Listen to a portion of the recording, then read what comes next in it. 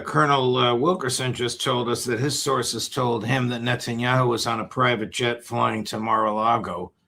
Do you know anything about that? I wouldn't doubt it. Netanyahu. I mean, maybe he wants a vacation with his wife and his crazy kid, or maybe he's going to ask for Trump to ask for a ceasefire again. No, he's not asking for a ceasefire. This is what I know. Netanyahu is concerned that Donald Trump will somehow find an off-ramp. And so right now he needs to keep the media positive. They need to keep hyping up Operation Epstein Fury as this great success as Trump gets deeper and deeper into the quagmire and begins authorizing ground troops, probably under Kurdish cover, which we can talk about in a second. The last thing Netanyahu wants is for Trump to authorize another ceasefire before he accomplishes his goal of Iranian state collapse. That's pretty much the goal here. Okay, tell me how serious this is. It's a claim. You sent it to us. You've seen it, of course. It's a clip from former Defense Minister Benny Gantz, Chris, number 20. Do you think eventually there will be a need for boots on the ground? I would not exclude it for those reasons or other, but we'll have to see how it goes forward. And will that include Israeli boots on the ground, do you think? I exclude nothing.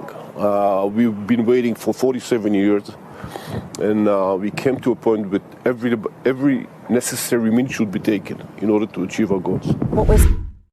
It's a message to Donald Trump? Well, it should be a message to every U.S. service member about who's actually calling the shots here. You have the Israeli defense minister declaring that he can't rule out American boots on the ground. Who is he to determine whether they're American boots on the ground? Well, he understands that they have Donald Trump under their thumb, and that when they determine, and that they're determining when Americans fight, where they fight, and how they die. And as I've said before on your show, we can go back weeks and weeks.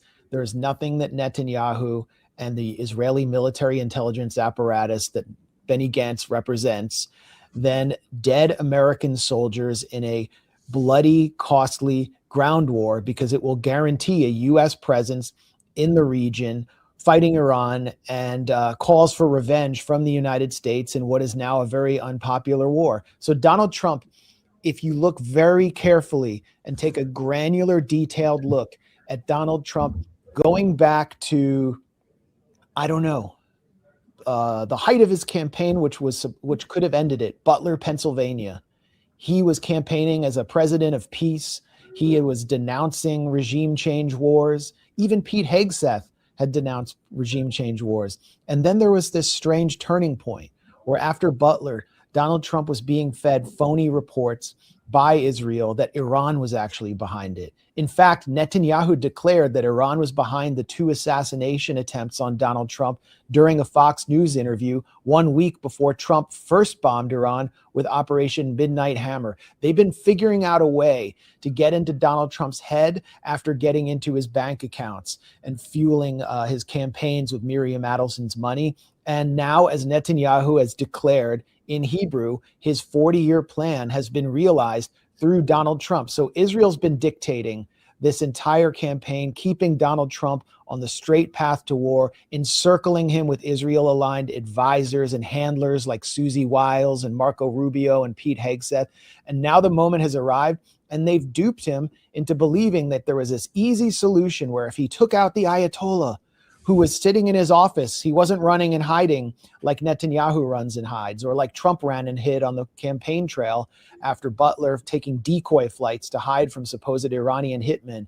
The Ayatollah was in his office, and Trump was told, if you just bomb him, it will Iranian people will come out and overwhelm the IRGC, and you will have a Venezuela-style solution, and you will choose the Persian Delcy Rodriguez. And it completely failed. It radicalized and electrified the Iranian public. There are now millions of people in the streets of Iran every night chanting against the United States-Israeli Epstein coalition, denouncing this war, declaring their resistance, declaring victory or martyrdom.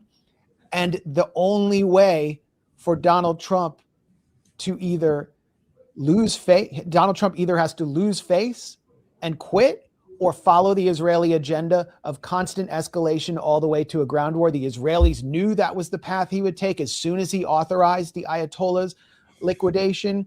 And Donald Trump has now opened the gates of hell. I don't know which way this war is going to go, Judge. I'm not going to make some bold prediction about the war, but I can pretty confidently predict that Donald Trump's administration is going to go down in flames.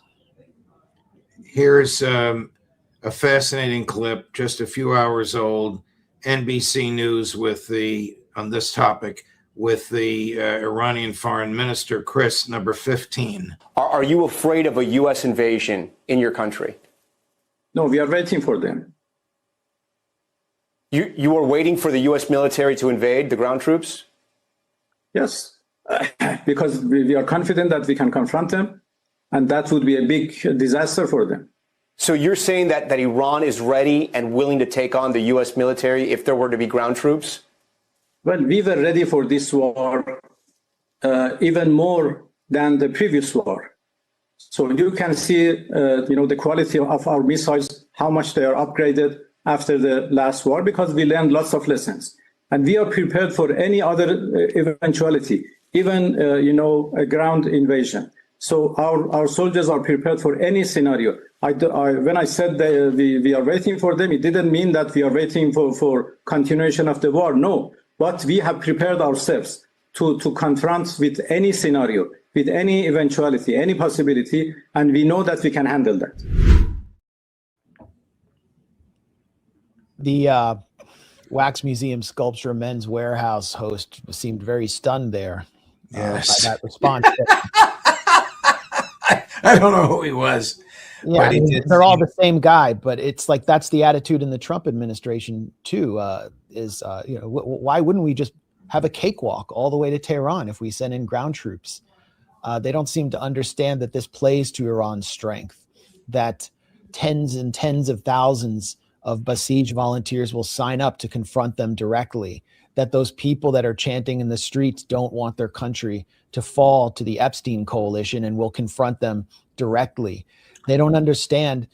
They are playing, the U.S.-Israeli coalition right now is playing to its one strength, which is air power. But once it goes to the ground, the dynamic changes. You had Professor Morandi on yesterday.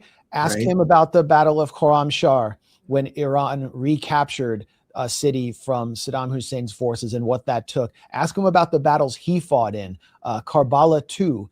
Iran lost tens of thousands of men in this battle to try to penetrate Iraqi defenses, barbed wire, tanks, artillery. He was in a Frogman brigade. He lost many of his friends and brothers in that brigade as they attempted to get all the way to Basra. Iran has taken so much bloodshed, and they understand that the U.S. was backing Iraq. The way they see it is they were actually fighting the CIA, the MI6, the entire empire, when France, when they were going up against Saddam Hussein. And since then, they've been preparing for this confrontation. So can the U.S. lose as many men as Iran lost in the Iran-Iraq war? Can they take that? Is the American public as ideologically invested in this war? Oh, of course not. Iranians? Do you see Americans with American flags in the street cheering on Trump's war? No, all you see are bands of Persian gusanos with monarchist flags and often Israeli flags doing the YMCA dance, looking completely unrelatable. That's the domestic constituency for Trump's war, is a bunch of angry expats and a small, mostly hermetic immigrant community. So once the U.S. soldiers start to die, as the American public wakes up and takes the giant red pill that this is a war for Israel, Donald Trump, the political bottom will completely collapse from Donald Trump's coalition.